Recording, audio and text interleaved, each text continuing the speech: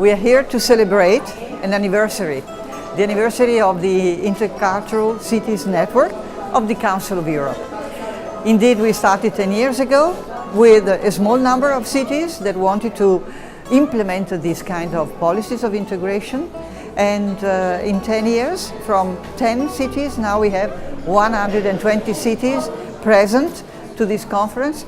And this network now covers the different continents. The Intercultural City is a city that takes human rights and equality very seriously, but that makes sure that everybody's rights are respected by engaging people in positive exchanges. Cities play an ever-increasing role in managing diversity at the local level. Thanks to or due to the refugee crisis a couple of years ago, this has become an evidence which even national governments recognize. So the question is, how can the cities, with all their know-how, their experience, their contacts, can play a more meaningful role in the bigger question of integration in our member states. So many questions still open, and hopefully this Lisbon meeting will provide some of the answers, but not all, obviously.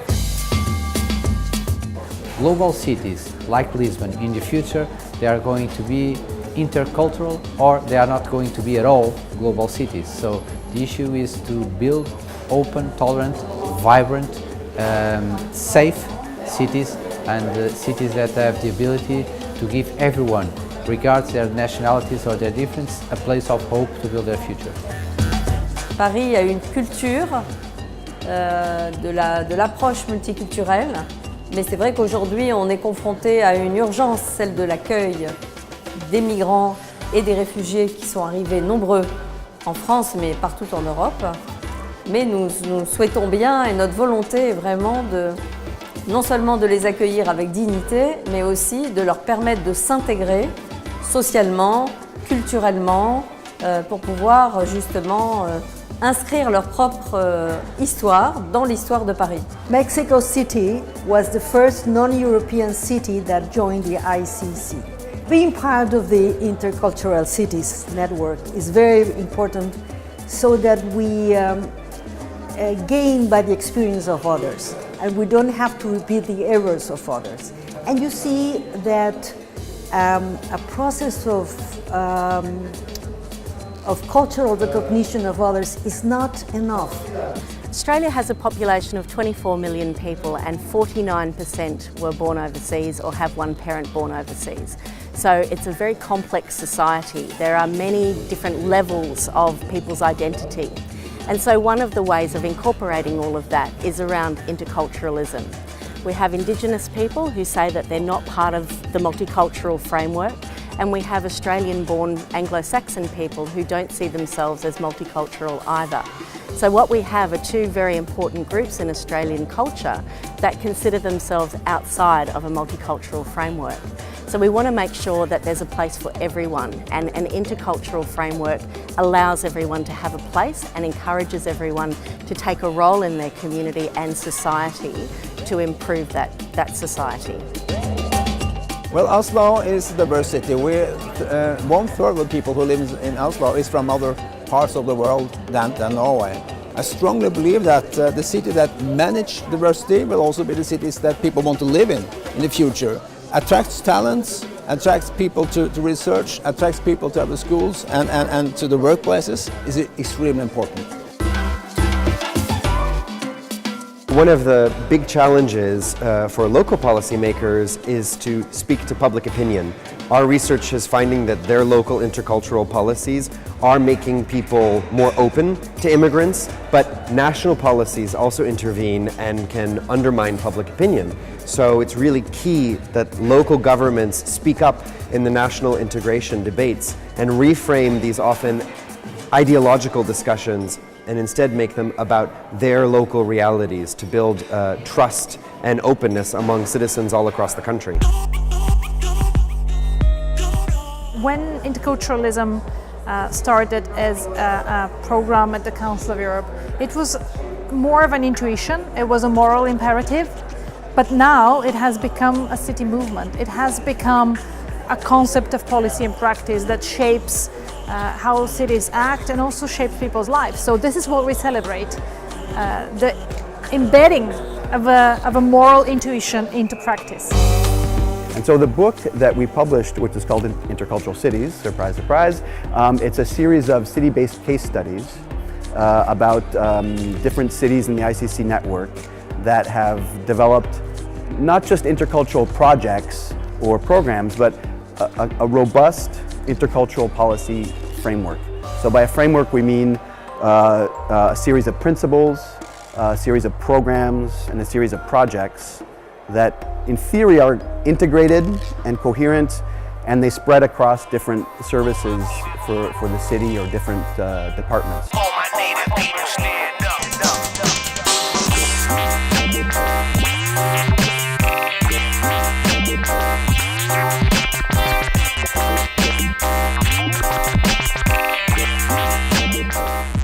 The workshops are around some of the key types of policies that cities are using to embed the intercultural approach in, where there's quite a lot of know-how already accumulated, and we wanted to share it with the others. We are here for the workshop on social services, and the whole discussion is about how social equal services can be combined with an intercultural approach.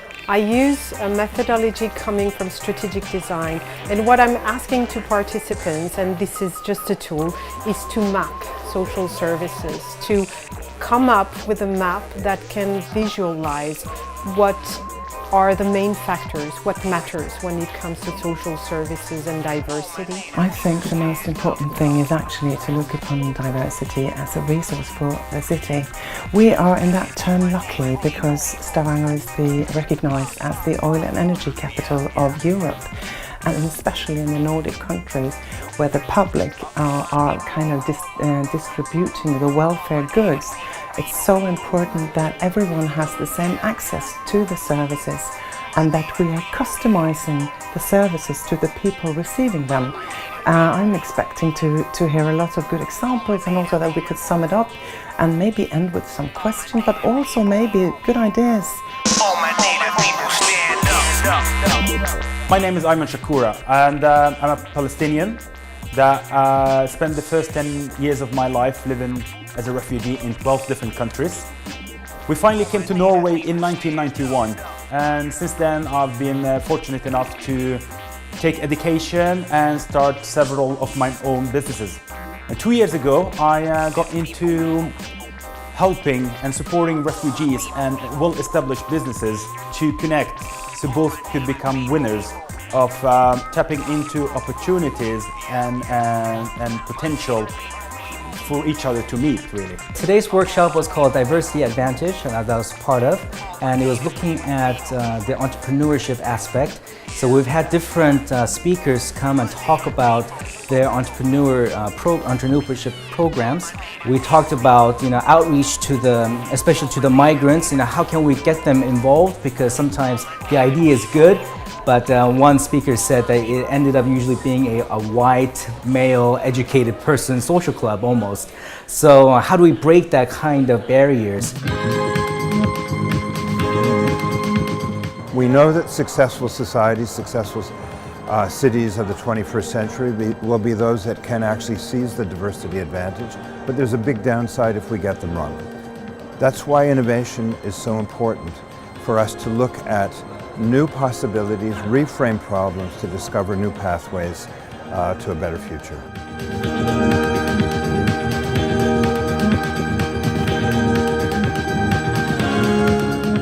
If we continue talking about interculturalism as an aspiration 10 years from now, it will mean that we have not gone broad enough, that it hasn't become mainstreamed in everyday practice. So hopefully in 10 years we will be gathering and saying we have solved all the challenges and now we can retire. But well, hopefully there will be something else to talk about in 10 years. Whether we will meet to celebrate again in 10 years, why not? I'm sure that if we will do that, there will be even more cities and more governments that will have understood the importance of using the diversity advantage for the policies of integration. So let's see, maybe we see each other in 10 years.